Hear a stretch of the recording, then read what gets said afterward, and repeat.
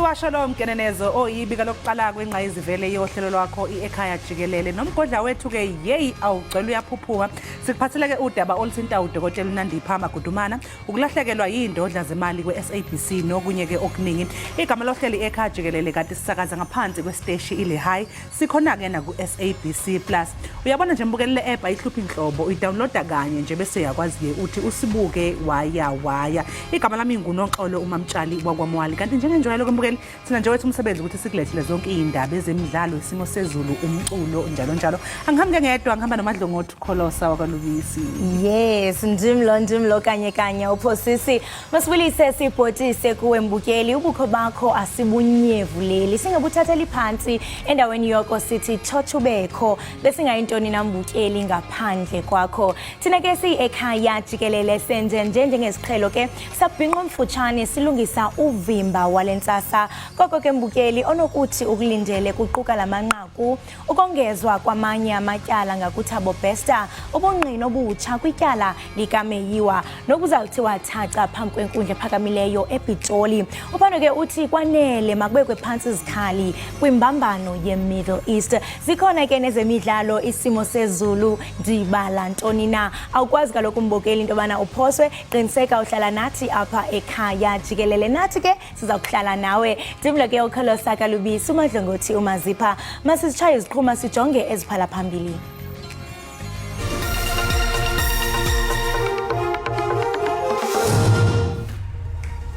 Abakhanelwa kwityala eliyamene noThabo Besta bongezelwe amanye amatyala ngaphaya kwama-30 ngelixa okaMagudumana iphala phambili ngoku njengomkhanelwa wokuqala Yize inzuzo ye-SABC ithe ukusimama kule minyaka edlule kodwa ke lenhlangano esakazela umphakathi ilahlekelwe yindodla zemali kulonyaka owedlule Iqela loMzantsi Afrika lamadoda leqakamba liza kudibana neAustralia kumdlalo walo wesibini wendebe yehlabathi yeqakamba eye-ICC e-India namhlanje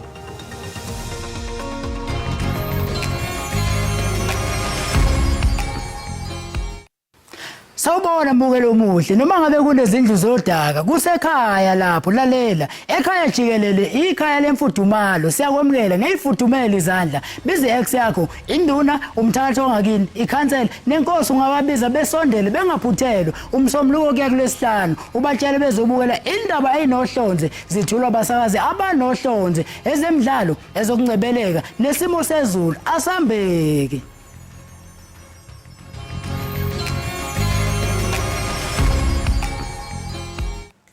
Sibambe ngazo zozibini abakhanelwa abasithoba bajongene namatyala okuncedisa uThabo Besta abaleke entolongweni ajongene namatyala ngoku angaphaya kwama-34 okukuzemva kwamatyala amatsha athe ongezwa ukanti ngoku ugqirha Nandipha Magudumana utshotshentla njengomkhanelwa wokuqala Ummeli kaNatasha Jansen ogcine ekhululwe enkantolo yemantshi eBloemfontein uthi bafuna ukumangalela umbuso uJansen uThabang Meer kanye noMoiketsi Ramolula bakhululiwe namhlanje kulandela ukuthi umbuso uhoxise amacala akade bethweswe wona laba bobathathu ababeyizisebenzi ze-G4S bathi umbuso udlale ngesikhathi sabo We will be taking instructions from Natasha, Miss Natasha, and possibly we might just consider the civil action in this matter. Udokotela uMagudumana akavelanga enkantolo kanye nabanye abasolwa. Ummeli wakhe uthubikile izolo ukuthi akaphilile kodwa waphoqwa ukuba aye enkantolo yaseBloemfontein. Kubikwe nokuthi uMagudumana uqulekile eStoksini eScape Park Road. Not just taken to court by force. I've not yet received instructions as to the amount of force that was exerted and the conditions that prevailed as she was moved from the correctional center to court. I'm yet to receive instructions. uBesta useqinise ithimba labameli bakhe ngo-advocate Zandile Mshololo beno-advocate uDalimpofu. Abashoshisi ecaleni lobulawa kaSenzo Meyiwa bathi bami ngomumo njengoba bezothula izitatimende ezahlukahlukene zabanye abasolwa kuleli cala. Ukukhonjwa kwendawo yesigameko sobugebengu kwenzeka ngenkathi abasolwa bethathwa beyiswe endaweni yesigameko ukuze becacise ngokwenzeka. Kanti-ke mayelana nommangalelwa wesithathu kanye nowesihlanu, umbuso uthi unezitatimende zesexwayiso. Kusenjalo abameli bayiphosele inselele eyezitatimende zokuvuma, eyezitatimende zokudalula okwenzeka endaweni yesigameko kanye-ke neyezitatimende zesexwayiso. Siyaqhubeka nokushuba isimo eGaza emva kokuthi-ke izolo bekuwusuku lwesihlanu kuqubuke impi phakathi kwezwe lakwa-Israel kanye lasePalestina.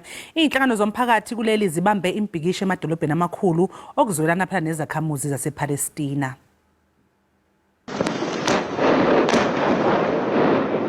Kube ulunye futhi usuku olugcwele ukwesaba njengoba iqhubeka impi phakathi kwezwe laka-Israel kanye nePalestina. Bekuzwakala iziqhumaneke njengoba udlame lushoba kakhulu kunakuqala, abantu bebaleka emakhaya abo beyofuna izindawo zokukhosela. Actually, we feel here that Israel is gradually trying to bomb telecommunications companies and disrupt telecommunication services in Gaza so that a genocide and bombing and wiping out of entire neighborhoods. Kusenjalo kubanjwe imibhikisho eyahlukene yokuzwelana nezakhamuzi zasePalestina emadolobheni amakhulu akuleli okubalwa kuwo iKapa, iGoli kanye naseThekwini. Lezi zakhamuzi zinxusa uhulumeni wakuleli ukuthi angenelele. It is an apartheid regime.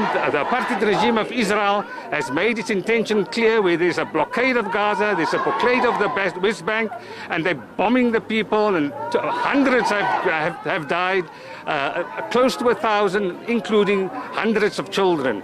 We need to use the multilateral organizations, we need to use the UN, we need to have the Special Committee Against Apartheid in the way it existed during our struggle against apartheid in this country. We need a protection force. The South African government must stop those South African citizens from joining the Israeli occupation forces. Le mibhikisho kuhlelwe ukuthi ibanjwe njalo ngolesithathu kuze kube luyaphela udlame phakathi kwalamazwe womabili. Kwa kweli nqaku, umphathiswa wemiba yamazwe angaphandle uGqirha Naledi Pandor ubongoze abo babandakanyekayo kule mfazwe ukuba barhoxe okuzawuthi kangoku baliwaka abantu abathe basutywa kukufa kwilizwe laseIsirayeli nasePalestina.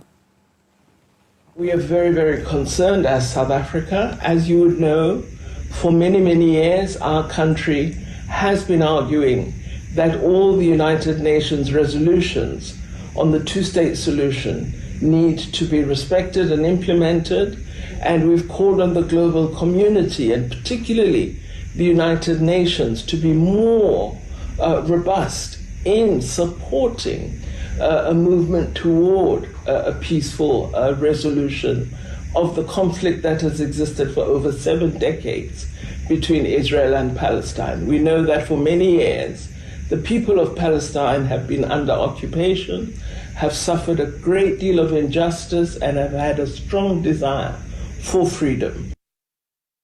Inhlangano esakazela umphakathi SABC ithi yize yenze inzuzo noma ke inzuzo yayo isithe ukusimama kule minyaka eyisikhombisa edlule kodwa ilahlekelwe imali eningi unyakeni wemali odlule. Yize sekwenziwe imizamo yokwenza isimo sezemali sibe ngcono, lokho akubonakali embikweni wezemali womsakazeli womphakathi. The Auditor General of South Africa yesterday reported here in this committee that the SABC has experienced a 1 billion rand loss in its finances. Ungakhokhelwa kwamalayisense ethelevishini kuyaqhubeka nokukhathaza njengoba izinga labantu ababalekela ukwakhokhela lingaphezulu kwamaphesenti angama-80. SABC does not only invest in buying and acquiring and commissioning content, it also invests in terms of infrastructure in ensuring that the TV that each and every person watches has a signal, and that signal comes at a cost in itself. So the issue of the license fee, whilst it's a nominal fee, it goes over and beyond what people may think the SABC is currently able to do. Amalungu ePhalamende atshelwe ukuthi ngesikhathi kusalindwe umthethosivivinyo mayelana nokuxhasa ye-SABC kudingeka amasu okuguqula isimo sezemali somsakazeli womphakathi. Usemanzini umndeni waseThabanchu eFree State wentombazanyana eneminyaka emine etholwe isithule endlini yangasese ngemva kokuduka izolo. Mbukeli ke sithanda ukwexwayisa ababukela abanenhliziyo eyisheshe zizwele ngalombiko olandelayo. Usemanzini umndeni kaAmohelang Finger lo mndeni awuzange ubuthi iqhubutho ngemva kokuthi ingane enyamalalile njengoba umphakathi ube usuyithu ngathi ubusuku bonke nje isidumbu sayo sigcine sitholwe ebhaketeni. Umphakathi ushaqekile kulandela lesi sigameko. My daughter was a bubbly spirit. My daughter was a fun baby. My daughter unanale a free spirit. My daughter loved people. My daughter loved playing. My daughter loved everything involved around play. Lesi isimo esinzima emndenini kanti ngokunjalo nakulabo abakhelene nawo lo mndeni. It was very bad. The child was just sleeping there on that bucket. They threw her on that bucket. She was just laying there with the food outside. The mother just picked her baby out of the bucket and put the baby down on the floor. Kuzolindwa ukuthi kuhlolwe isidumbu uqala ngaphambi kokuba kucacise ukuthi hlobo luni lo phenya amaphoyisa azolenza. We are pleading for them not to take the law into their hands because that on its own is a criminal offense. So we are asking them to give us space so we can investigate the matter. Mbangela yokudlula kwalengane emhlabeni ayikaziwo kwamanje kodwa kusolakala ukuthi idliswe ushevu.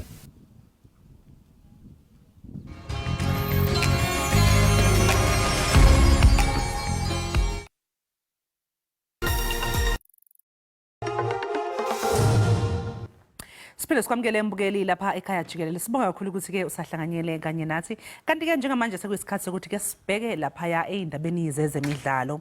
Iqembu laseNingizimu Afrika lekhilikithi labesilisa lizobhekana nezimbangezali Australia emlenzeni wesibili wendebe yomhlaba yekhilikithi ye-ICC eIndia.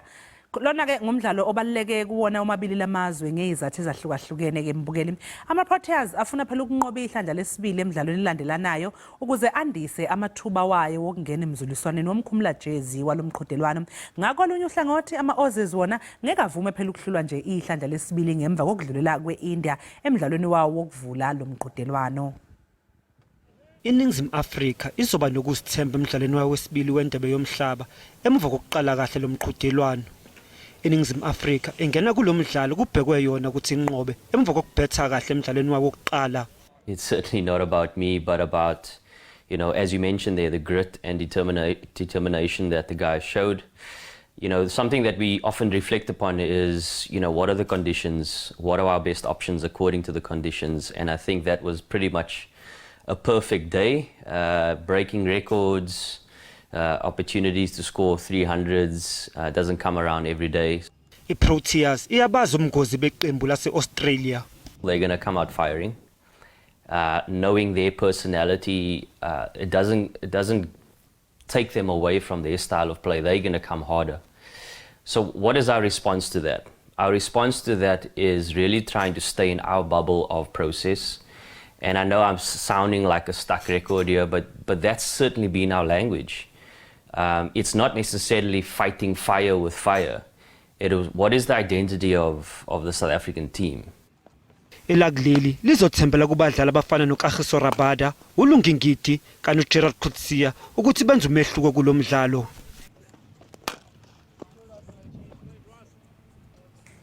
Umqeqeshi weqela lamanina lamabhokobhoko uLouis Kuna kawuvali umlomo yimincili yeqela lakhe elizoba inxalenye yetumente yokuqala ezimbalini yebhola yombhoxo nelikulindeleke ukuba iqale ngenjiqukuqa yangomso.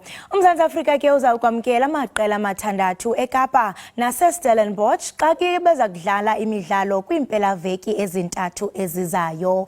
Amanina ke ombhokobhoko aza kusungula iphulo labo ngakwiqela laseScotland kwidolophu yaseStellenbosch ngolwesihlanu.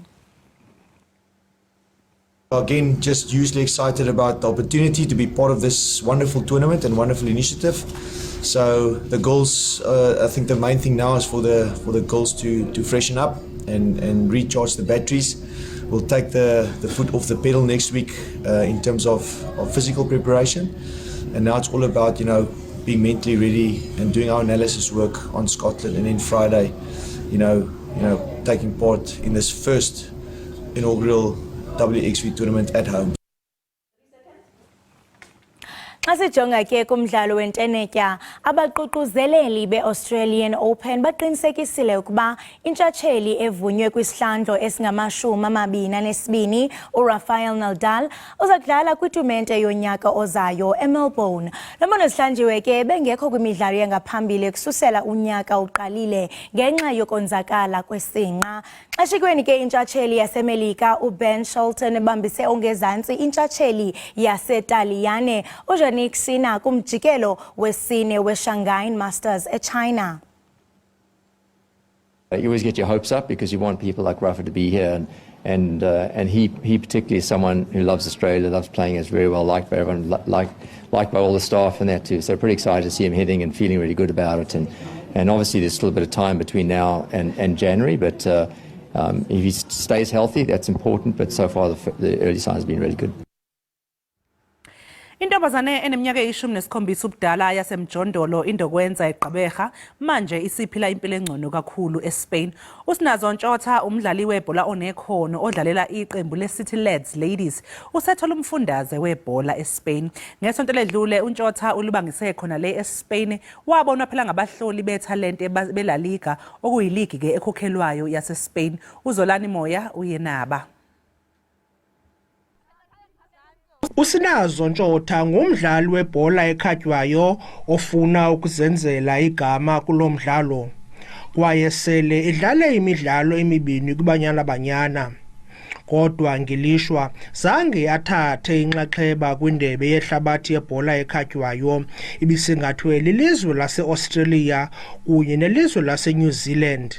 Lo mdlali uthi ngoku ufuna ukuzenzela igama kwilizwe laseSpain apho aza kufumana ithuba lokufunda ngebhola ekhatywayo. I feel very proud of myself. I feel like thanking God for everything he has done for me, for the gift of football that he gave me first. Injongo zethu ke thina sileli qela leSickles likuqinisekisa ukubana siphuhlisa abantwana abazawukhula bangakhuli nje baphelele apha eMzantsi Afrika. Nomzali wakhe umqhwabele izandla. Ndiyavuya kakhulu but ndandilindele uba izawuenda pha izofikelela kule nto because usinazoqala nje emncinci wakhaba ibhola wakhaba abantu bazofikelela kule nto uzisebenzele yena ngokwakhe. Iqela lakhe iCity Lands lime kwindawo ye-12 kwiPremiership log kwaye bashekelwe imidlalo emihlanu phambi kokuba kuqukunjelwe iligi. nguZolani Moya wendaba ze-SABC ndiseGqeberha. Mbukeli masithi qhwi isiphathela amatyala wena ungaqushuqushalaze ubukele ekhaya jikelele siyabuya ungayindawo.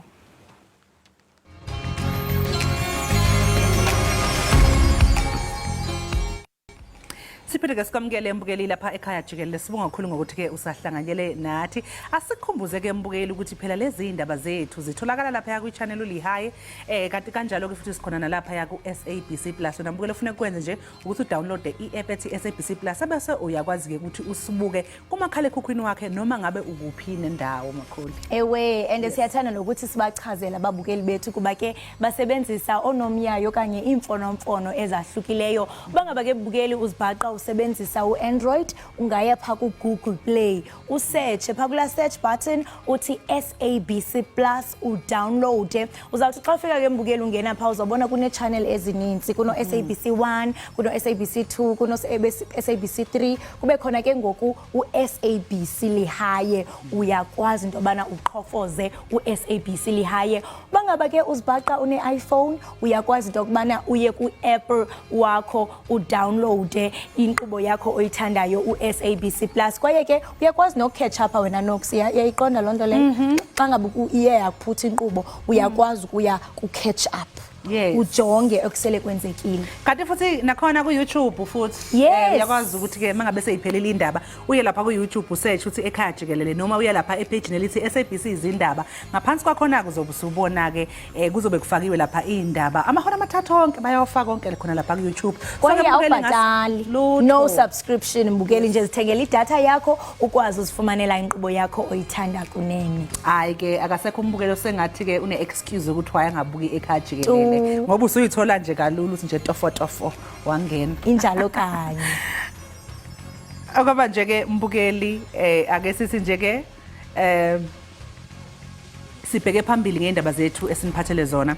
UNeyohang noLeon Jele basenaledi izolo babekwe endlini yabo yokugcina emva kokwedlula emhlabeni ngeintsolo zokuthi bathenga amakhekhe asedlulelwe isikhathi esitolo sabo kufika kwabeke sekuba ukushona kwabo. Umndeni kanye nezihlobo bebezothi ke ndlela nhle yize namanje bengakakholi ukuthi ngempela abasekho emhlabeni. Umndeni, izihlobo, abangani kanye nomphakathi wasenaledi bahlanganyele ndawonye yokuvalelisa ukugcina izingane ezimbili ezidlule emhlabeni ngezinsolo zokudla amakhekhe adlulelwe isikhathi ukukholakala ukuthi zaziwathenge esitolo sabo kufika. UNeyohang kanye noLeon Jele bebeneminyaka eyisithupha bobabili befunda ibanga R khona lapha elokishini lasenaledi eSoweto. Umphakathi namanje usashaqekile ilesigameko. Uthi namanje nginemibuzo ukuthi umshana wami ushone kanjani, indlela ashiye ngayo ayikholakali, kodwa uma kuyintando kaNkuluNkulu balale ngoxolo siyohlezi sibakhumbula. Uthi ubonga kakhulu kubo bonke abafake isandla balekelela ukuthi abathandiweyo babo bafihlwe ngesizotha. Ikhansela lendawo lithinte ngasohlangothini lokuthi kufanele izingane zinganikezwa imali ngaso sonke isikhathi. One of the responsibilities that we have ukuthi abantwana bethu should not have access to money as and when they want to have money. Because if we are able to manage them properly, we will know what they are buying. Because it will be us as parents who will be going to buy as and when there is a need for us to buy. Uthishanhloko uthi bebenethemba lokuthi abantwana bazolulama kodwa kubazwisa ubuhlungu sekwenzekile isikole esilahlekelwe kakhulu njengoba bebesabhekela ukukhulu kulabantwana.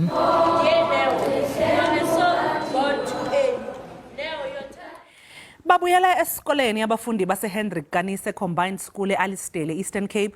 Lesi sikole phela mbukeli kusola ukuthi asikukhuthazi ukufundisa nokufunda kanti nezakhiwo zakulesi sikole azikho esimweni esihle selokhu sakhiwa ngonyaka ka1969 noma kunjalo ke abafundi abafunda lapha bangaphezulu kwamakhulu 500.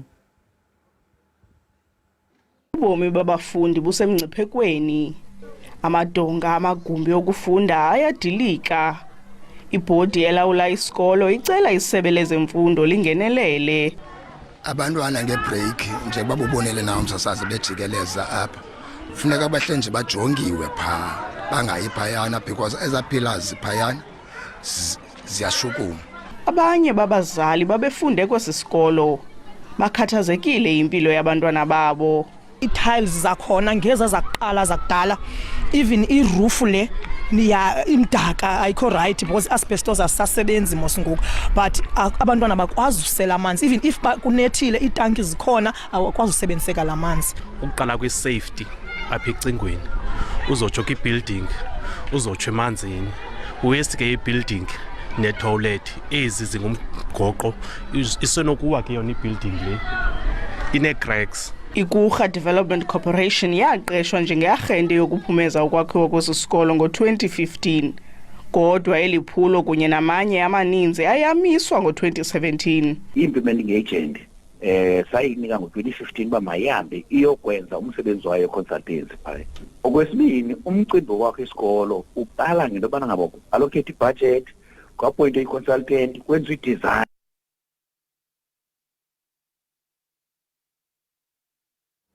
Mbukeli masiye kwakhona evenkileni sithuma umntwana qiniseka mbukeli into kubana akuyo kwaphi apho uyakhona ulijijithu iqhosha kuba siyabuya kungekudala.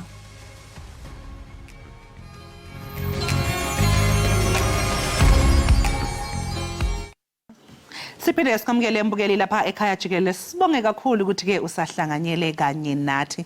Kanti ke mangabe siqhubekela phambili nezindaba esikuphathele zona mbukeli. Zibonakala zandi igameko zokuqubuka kwemlilo ezingxenyeni ezahlukene eGoli kanti kamuva nje esigamukeni sishaqisayo kushone usana lenyanga ezini ubudala eDoornfontein ekhoneni likaKhari noLinksfield. Imbiko ke mbukeli ithi umphakathi kwazile ukucisha lomlilo ngaphambi kokuthi ke abezimo eziphuthumayo bafike. Okhulumela ke bezimo eziphuthumayo uthi lengane isha nje yingoba ibingaselena muntu. Simlandile ke uxolile Khumalo kuyena okhulumela bezimo eziphuthumayo eGoli ukuthi ke sithi ukudinga idalo ludaba. Asikubingelele sikamukele exolile lapha ekhaya Jikelele sibonga kakhulu ngesikhathi sakho. Sanibonani ekseni sisinaxolo nababukeli ekhaya. Xolile ke siqale nje ngokuthi mhlawumbe sithole incazelo kuwena kwenzakaleni lapha eDoornfontein. Isigameko esibehlele simbi kakhulu eDoornfontein. Usho ukuthi ke umama uthi mechaza ubenza iwashing ewasha impahla ngaphandle esho umntwana elele phezulu kombhede. Uye wahamba ke ehambisa amabhakede novavu ade kubolekile komakhelwane uthe buya nje waseshaqwa yiyo lentuthu ephuma endlini. So ama-inspector ethu meqhubeka esesha ke ngalolu daba ukuthi lenzeke kanjani ngale ngozi bathola ukuthi umewasha ngaphandle ubeshiye ibhakede kunalamabhakede lawa avama ukusebenza emasaluni elokushini la ukubilisa amanzi ubeshiye lelo bhakede ebilise ngala manje kushuthi amanzi abila ancipha zaphele ebhakedeni lathi liyancibilika ke ibhakede kwaba yilo dala umlilo. Hey Nkosi yami siyezwa ukuthi ke ingane lena kusho ukuthi ngoba vele ibingagadwe umuntu isizathu sokuthi unina ube ngaphandle ewasha kwase kuthungeleka kanjalo ke manje mangabe nifika ke nina xolile nisifica sinjani isimo?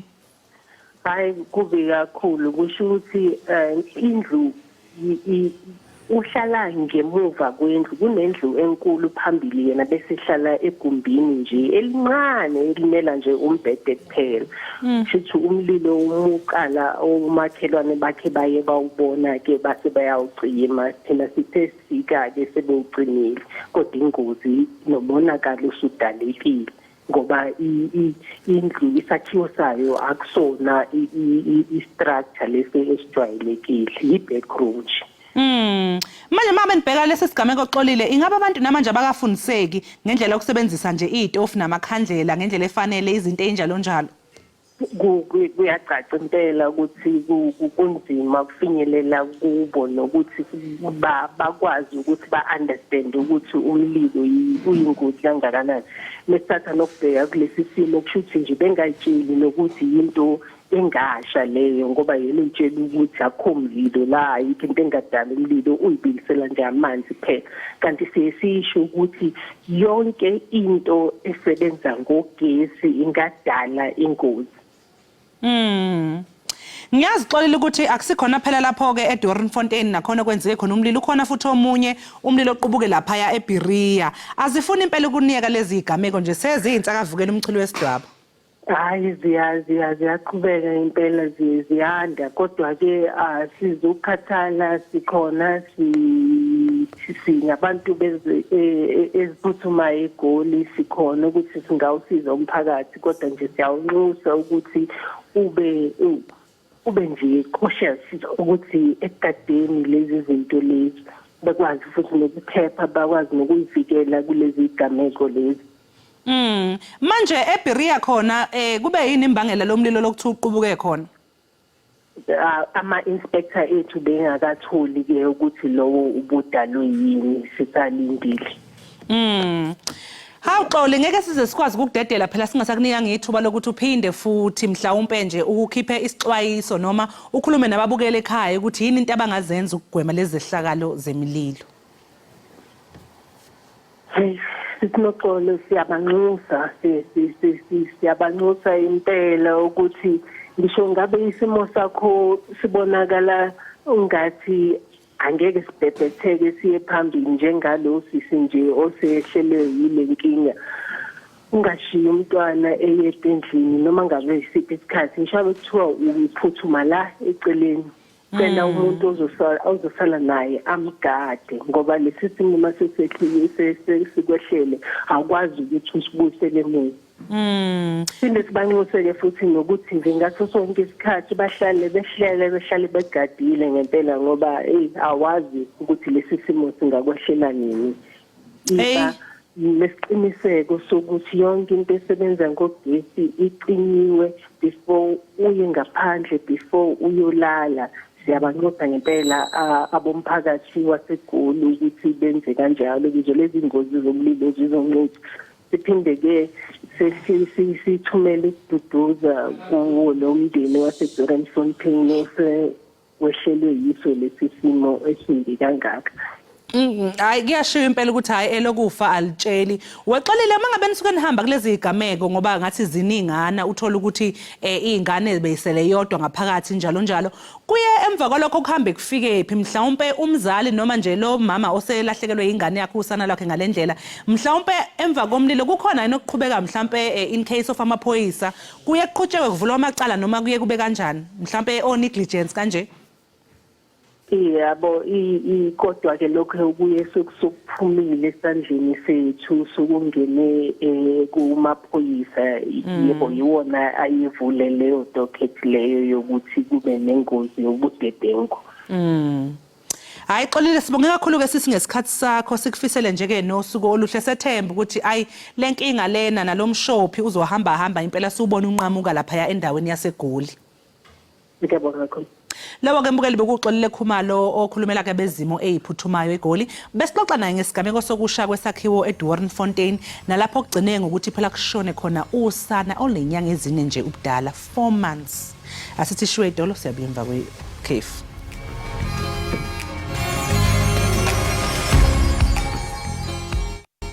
Mbukeli siphinde sikwamukele lapha ekhaya Jikelele siyajabula ukuthi namanje usahlezi kanye nathi. Abalelwa einkulungwane nezintathu amabutho kaZulu alindeleke ukuthi atheleke ePitoli ukuzokweseka ngonyama yesizwe samaZulu uMisuzulu kaZwelithini njengoba kunombango wesikhundla asibanga nomfo wabo umntwana uSimakade Zulu. Lizodonsa ngamehla abantu abaningi phela leli cala ngoba inkantolo ingasiqede nya ngalombango wesikhundla. Ukuthola kabanzi ke mbukeli ngalokhu nokungalindeleka sixhumana ke noKhaya Ndwandwe ongusolwazi. Sikubingelele Khaya sikwamukele lapha ekhaya Jikelele sibonge kakhulu ngesikhathi sakho namhlanje. Yebo ngiyakubingelela lapha e-studio ngibingelele nababukeli bakhe emakhaya. Ndwandwe nakho kuthiwa impela kulindeleke amabutho kaZulu ukuthi ke atheleke lapha ePitoli ecaleni. Mhlawumbe ke siqale nje sibele emva ke sikhumbuze umbukeli mhlawumbe osokhohliwe noma ongazi ukuthi umbango lo ubayelana nani. Kuke kwenzeka yini ke emlandweni ukuthi kwaZulu kuqhiqiziswane ezinkantolo. Umbuzo wokuqala nje dadewethu umbango umayelana nesihlalo lesesikhona. Ingade ekhathi kukhothama umdlokombane yafundwa iwili base behlukana phakathi kwakhona bavumelana nesinde newili kwakhona abayiphikisayo. Ukuphendula kumbuzo wesibili ukuthi kwake kwenzekani yebo dadewethu kwake kwenzeka. Kubaba kaMdlokombane ngobuzwa nje ibongweni zikaMdlokombane ekuthiwa uncwadi zakhe umqulu kaMathathela. Wathi kufaka kubelwe umntwana owayebambile umntwana ubhovoga blamaketanga uma kufanele abeke ubaba kaMdlokombane wabeka umfo wabo wamemezela esidlangala leni kwasuka uthuli lapho icala ke lathethwa laze la ufike enkantolo ke kwaNongoma ke kwakusahajwe inkantolo ke kakhulu amacala engakahambi ngalolu hlobo. Uma kufikwa ke lapha nenkantolo kwaNongoma ke sekuthiwa ke ibuphi ubufakazi onabo ukuthi imupho fanele aphathe.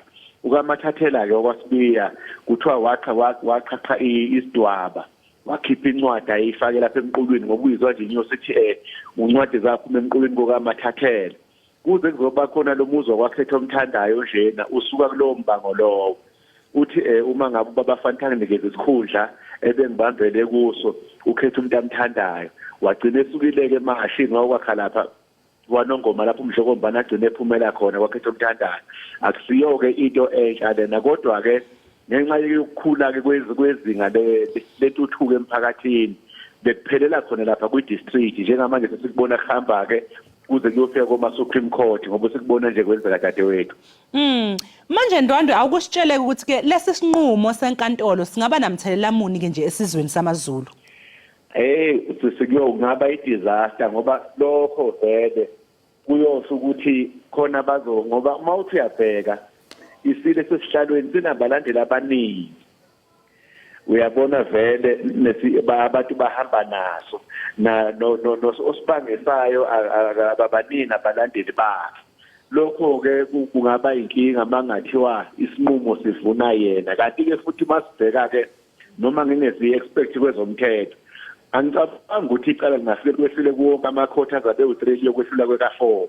Kodwa ke mangathiwa kwenzekile kuyoba umlando omusha esiyubona uqopheka ngoba phela sesingabona bephinde bemthatha naye asazi bawukwenza njani ke nesitifiketi noma phela futhi uhulumeni akhiphe isitifiketi esisha ngoba sezoba Ramaphosa egcizela ukuthi siphuma kanye isitifiketi futhi ke ngokwehloso yabo ukuthi asidatshulwe lesesikhona ngoba sinegama ledlula mithi bese futhi kukhandwe esisha esingazike noma uhulumeni lezo ndleko lezo usayoyikhona nokwenza njengoba ubona nje kwachithwa imali eziningi lapha koMoses Mabhida kulungiselelwa ukunikezwa kwendlula certificate dadewethu. Njengoba usho nawe ukuthi ke abalandela uMisuzulu kaZwelithini ngonyama okuyiyona ehleze sihlalweni njengamanje nabalandela ke umntwana uSimakade abalingani khona nomunye onabaningi. Mhlawumbe ubona ukuthi imiqondo yabantu ime kanjani ekwesekeni laba bantu ababili oweseka indlula mithi uyeseka ngobani noweseka uSimakade umeseka ngobani ithini imiqondo lemqondo emibili ehlukene la? Kuzoba ngathi mhlawumbe ngithanda ukuba bias. Oweseka indlula mithi ulandela khona nje uyawangishayela kulezi insuku. Balandela ukuthi indlula mithi angithi izindlu zasendlunkulu dadewethu uma ngabe izindlu zasekhaya. Uma ngabe sibaleza kithi isandla sibhekisa kini. Uthi 1 2 3 kodwa ezasendlunkulu uyasifulathelisa leli isandla qobolwaso siyakufulathela uthi 1 2 3 sibhekiseleni. Into yokuqala idlula mithi umama wayo kwakhanda leli isiko lokuthi akalotsholwe isizwe.